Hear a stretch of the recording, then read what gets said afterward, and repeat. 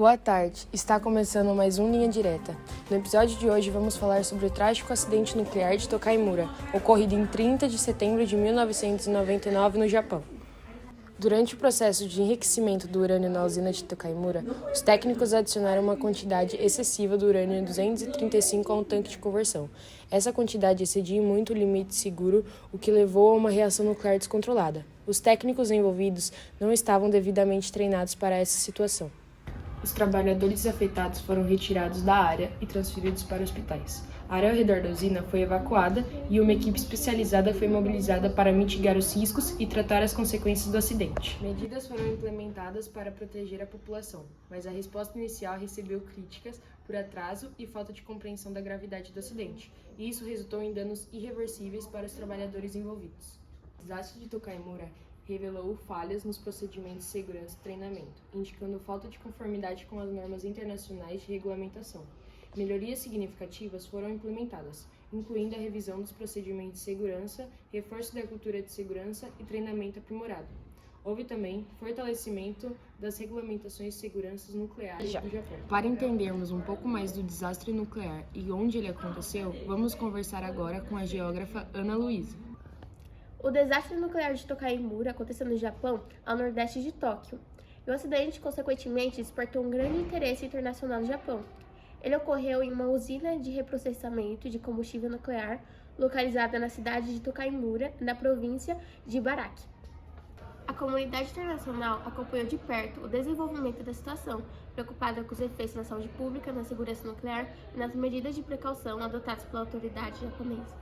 Bom, esse desastre nuclear ocorreu por conta de alguns pontos importantes, que são eles a energia nuclear. O Japão depende fortemente da energia nuclear para suprir sua demanda energética, devido à falta de recursos naturais. O acidente de Tokaimura destacou as preocupações relacionadas à segurança nuclear e a necessidade de melhorar os padrões e as regulamentações do setor.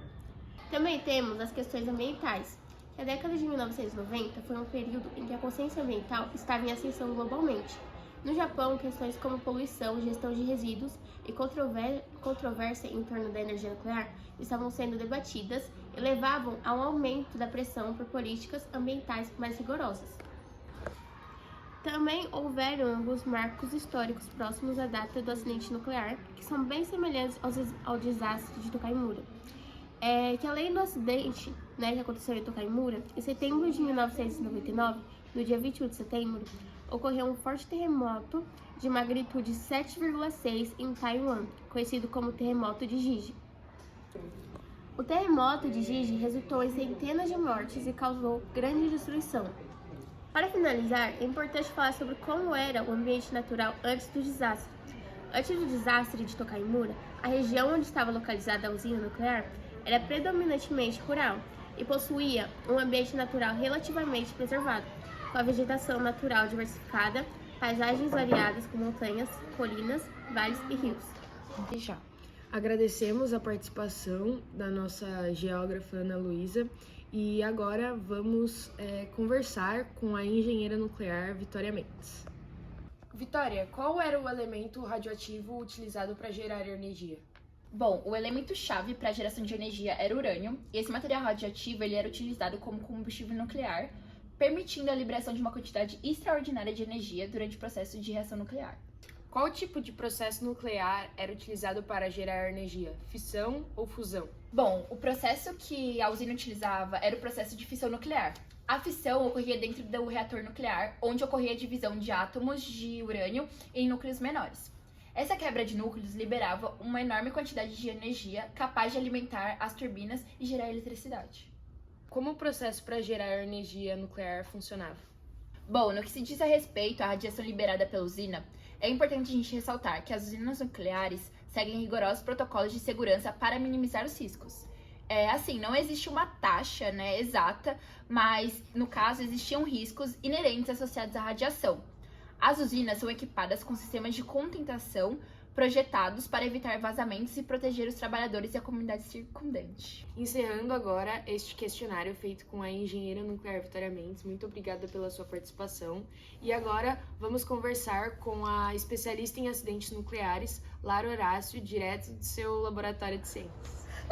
Bom, após o acidente foram realizadas algumas investigações e chegamos à conclusão que no dia do acidente estavam no local 3 trabalhadores que foram expostos a esses níveis de radiação e infelizmente depois de um tempo 2 desses trabalhadores eles acabaram morrendo por conta dessa radiação que foi exposta ao corpo deles. Bom, agora falando sobre o ambiente e a taxa de radiação liberada.